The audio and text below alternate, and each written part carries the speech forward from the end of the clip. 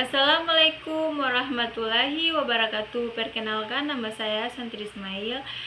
Saya di sini akan menjelaskan tentang terkait kesehatan mental bencana, terutama pada fase-fasenya. Kesehatan mental bencana didasarkan pada prinsip-prinsip pengobatan preventif. Prinsip ini memerlukan perubahan paradigma dari manajemen pasca bencana yang berpusat pada pertolongan kependekatan komunitas yang holistik dan multidimensi yang terintegrasi dalam promosi kesehatan, pencegahan bencana, kesiapsiagaan, dan mitigasi. Apa itu bencana?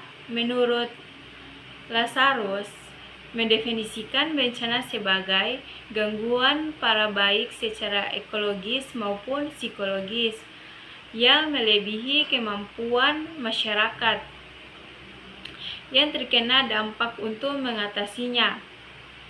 Klasifikasi bencana. Bencana dapat diklasifikasikan menjadi bencana alam dan buatan manusia.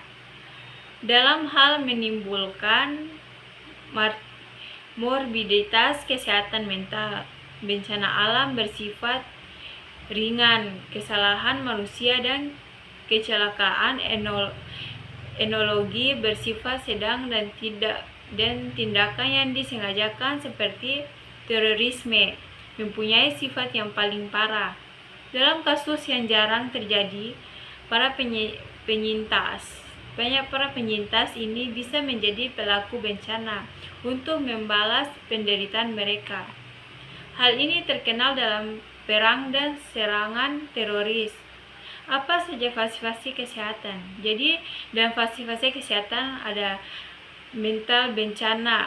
Reaksi masyarakat dan individual terhadap bencana biasanya mengikuti fase yang dapat diprediksi, yaitu fase heroik, fase bulan madu, fase kecemasan, dan fase pemulihan.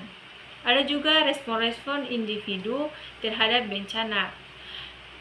Duka adalah respon terhadap kehilangan apapun. Reaksi duka adalah respon sinormal terhadap situasi abnormal. Intensitasnya berbanding lurus dengan tingkat keparahan, durasi, dan literasi paparan bencana.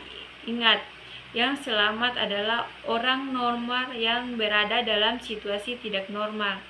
Validitas emosi mereka perlu dilakukan selama terapi untuk mengatasi masalah.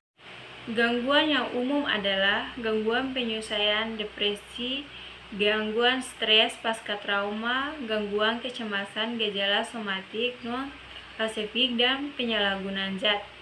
Kompleksitas kesehatan mental. Variabilitas adalah salah satu aspek yang paling menentang dalam penanganan kesehatan mental saat menghadapi bencana, seperti ketahanan pribadi, jenis bencana, geografi, demografis, populasi, jenis kelamin, tingkat resiko DSB. Trauma yang dialami jenis korban bukanlah hanya seputar orang yang terkena dampak langsung, sehingga batasan antara korban dan non-korban cukup beragam. Ada juga jenis-jenis korban. Ada korban primer, yaitu masyarakat yang terpapar langsung dengan bencana. Ada juga korban sekunder, yaitu orang-orang yang mempunyai keluarga dekat dan ikatan pribadi, dan korban primer.